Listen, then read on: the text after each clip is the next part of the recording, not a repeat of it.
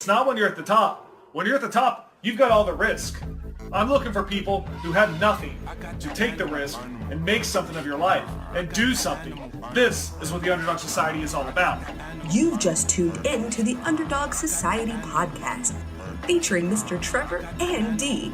Underdogs unite. Hey guys, welcome to the Underdog Society podcast. My name is Trever Varney. And I am Next Dee. You can find us on Facebook, Twitter, YouTube, Instagram, SoundCloud, and TrevorVarney.com. Thanks for listening, guys. Make sure you share the podcast if you enjoy it. That's the main way people are finding out about it right now. Sharing friends, family, if you find it useful information. Feel free to leave a review on Facebook. Tell people why they should listen if you feel like there's even one good phrase or comment in what we talk about that can help someone else. Share that and tell them to listen. That's right. It's the only way we grow. We should be on iTunes really soon. I think we got 4 more episodes till we hit our 10, then we're going live on iTunes, so it'll be a little easier to track and follow us and keep up to date on the new content that we have coming out.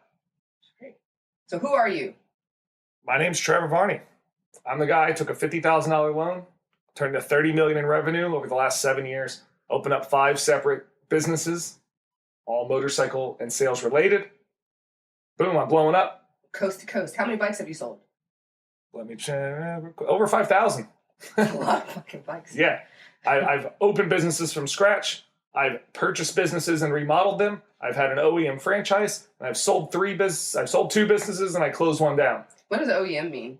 Like factory authorized, which is in the industry that I'm in, motorcycles. Like to get a car franchise is a little harder. But for motorcycles, I mean, they'll take them, anyone who's going to sell them. And I found out why quickly is why I don't have one. So, yep. So now we're stuck with 2 pre-owned badass dealerships in Florida. We've kind of, we're growing every day. You make your own rules. That's why I love working here. I've had 57 employees last year. Woo. At one time. I think we went through another 40 in between. So, one of the things that we talk about, job interviews and getting a job. That's what we're going to talk about today. Everyone has to get a job. I don't care if you want to be an entrepreneur or play in the NFL or own a business, but at some point you're going to have to job to get you through school, to get you to that next level, to save up the money to be an entrepreneur.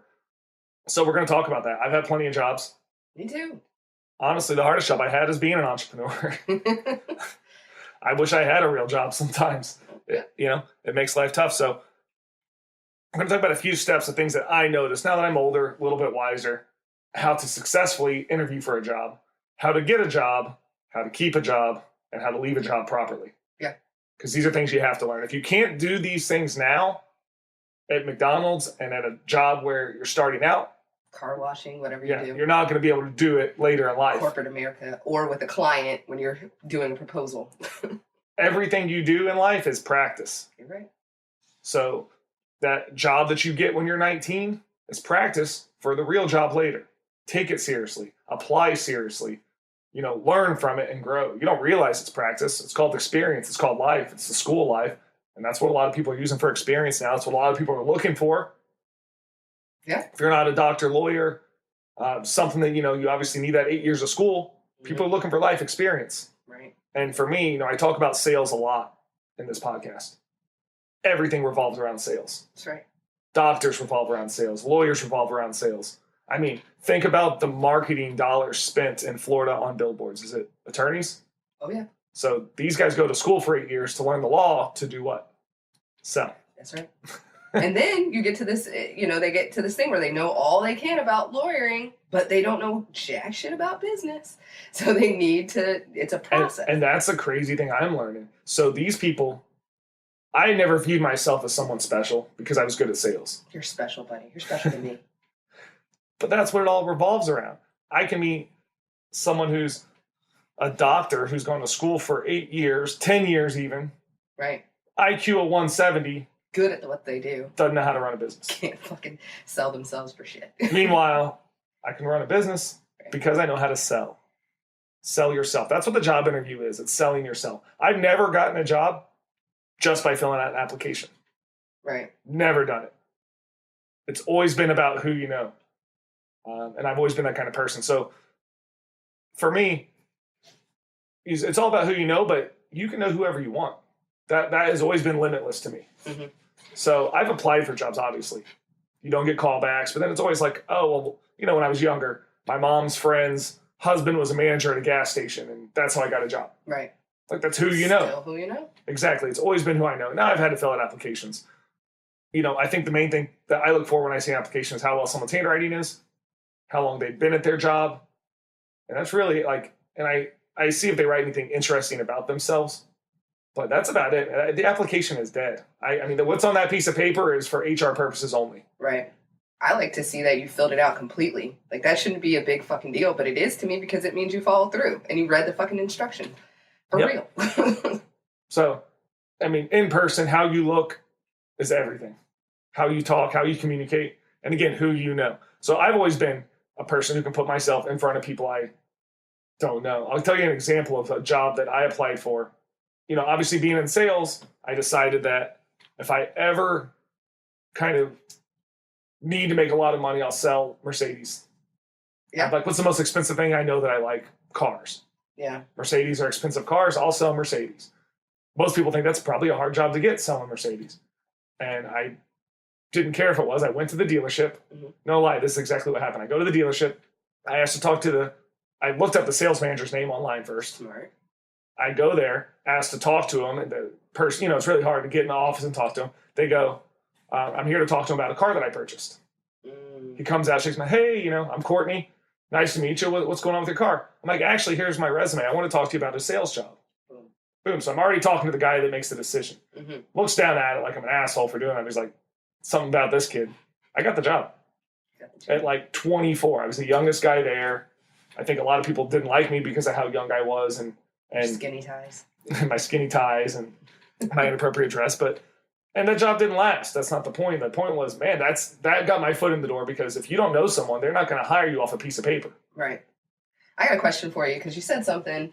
You said how you look in an interview. Do you mean you got to be a pretty person to get a good job, or what do you mean by that? I mean, at the end of the day, that helps. Doesn't hurt. But anyone can make themselves look more attractive. Right. I mean, I don't think that anyone's limited by looking the best that they can look. Right. Clean up well. That's what I feel like you're saying. You don't have to be like Giselle, but you gotta look. I don't have great hair, so I keep it cut short so you don't notice. So it's luxurious. Take it, thank you. It's looking great. So take advantage of the things, if you are larger and you wear black, you look skinnier. There's certain fashion tips that you can use to make yourself look better, because at the end of the day, it is what it is. More attractive people will get those looks. Right. And you can make yourself more attractive, not by how you look, but how you sound. It's true. There's a lot of beautiful models in the world who I don't find attractive because they have no personality. Ugh. And why Jenna Fisher is so attractive. Right. Pam Beesly. Because, and I don't know her from real life, but she's sweet and nice, and in person, she's very pretty. Like, that's how life works. So you can use your intellect to make yourself more beautiful, in turn, more likable, in turn, more interviewable. Right. Hireable at the end of the day. And dress for the job that you're applying for. Right. I mean, if you're applying for motorcycle sales, we don't wear tuxedos and suits. Right. You don't have to wear a suit. Like, if someone shows up wearing a suit, that seems fake to me. Well, do you feel like business casual is okay? So a pair of slacks and a button down? Yeah, that's absolutely like how you should dress interviewing for a job at a sales position that does not wear suits. Okay. Don't wear a suit to a job that the job does not wear suits. Right. Suits, to me, I go back and forth. Like, when I see someone in a suit, I feel like they're trying to sell me something. Mm-hmm. The guy walks in here with like a little briefcase and a suit. I'm like, what's he selling? Insurance? Mm-hmm. Credit card processing machines? Aflac? Yeah, I mean, those aren't people I necessarily want to do business with.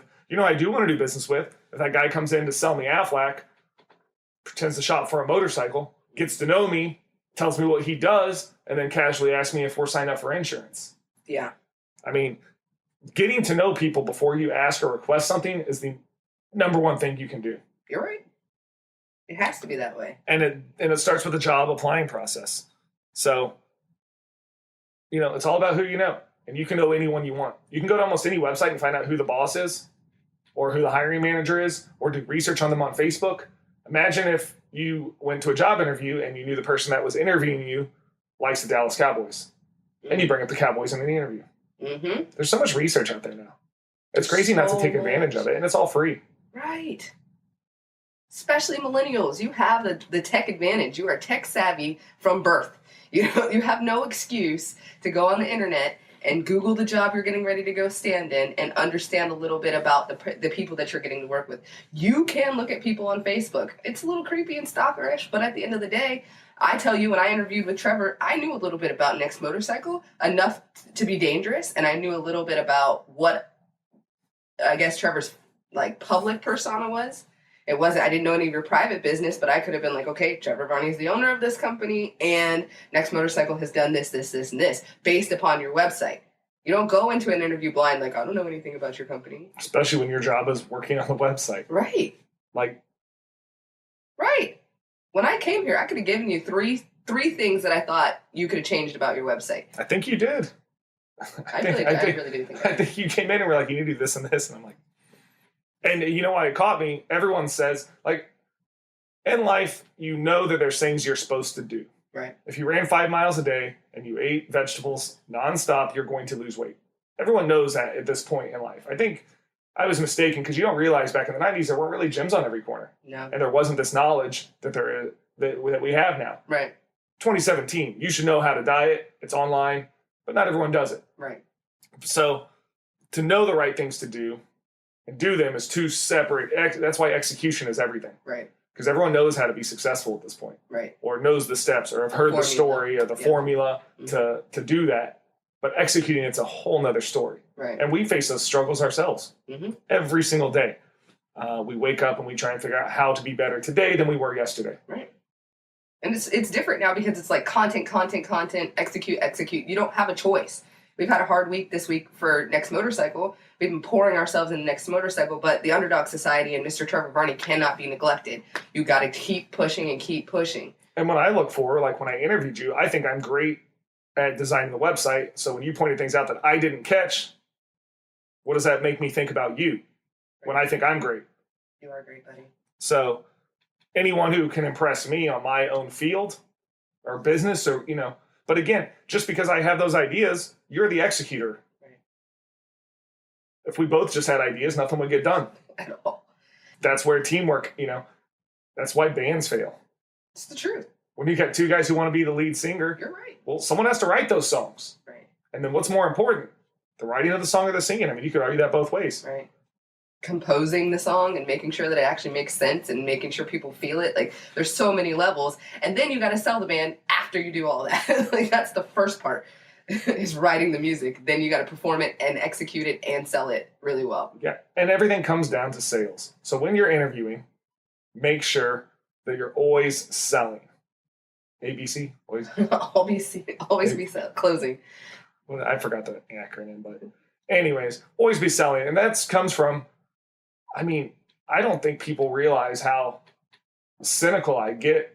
If your car's dirty when you come to interview and I see it, that tells me something about you. Right. Not whether it's nice, whether it's clean. Those are two separate things. When I had a $1,000 car, that thing was washed and cleaned. Right.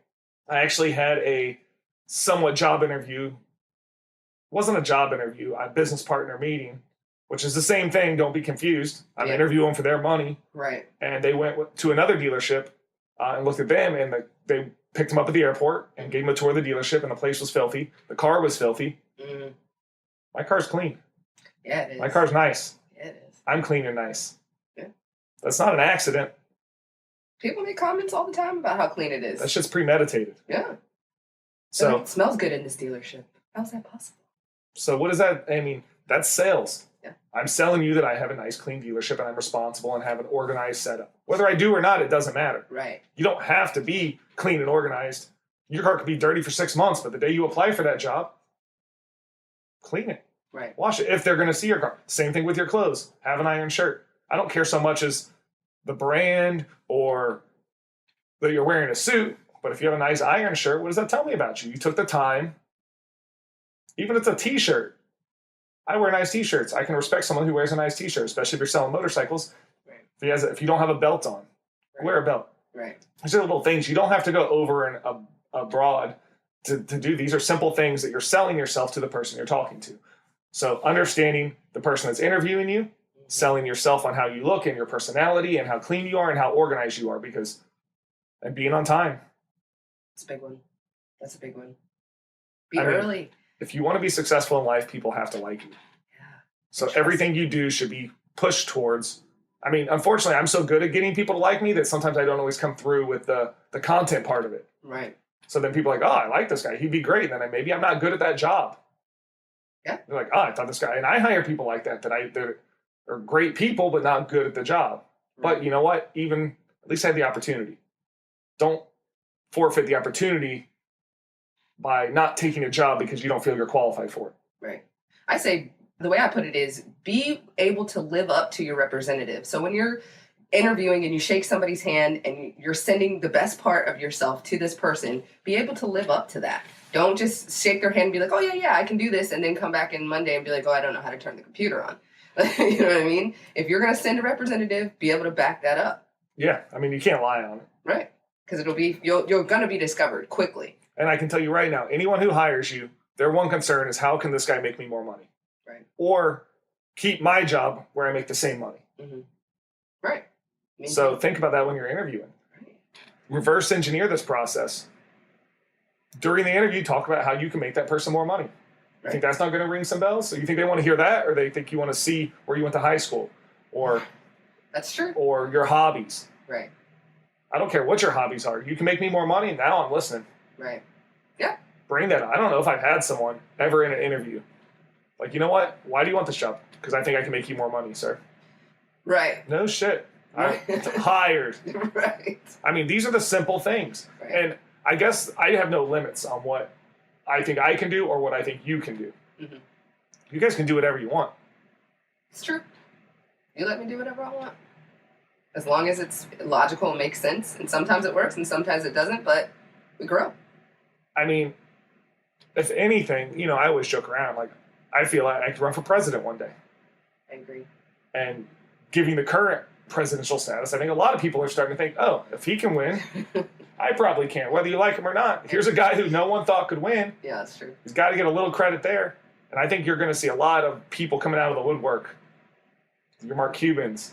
Right. Mark Zuckerberg, like, you know what? I think I might run for Facebook. Apparently anyone can run. Or Facebook, run for Facebook, run for president. Yeah.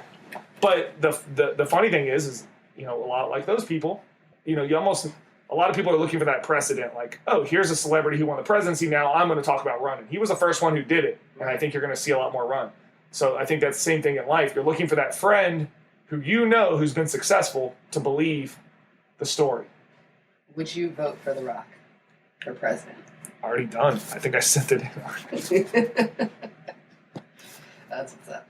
So the other part of the interview process begins with follow-up. Once you apply for the job, once you look good for the job, once you promote and sell yourself for the job, now you have to get the job. Follow up. Like, that's one of the things I look for when I do a good interview for a sales job.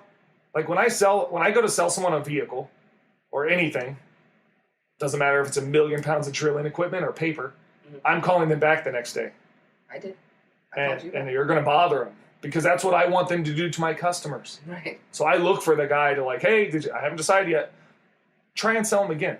Every point of contact you make with your employer is another job interview. Right. So when you call him back, if you can get him on the phone and he's telling you he hasn't decided yet, what can I do to help you change your mind towards that decision?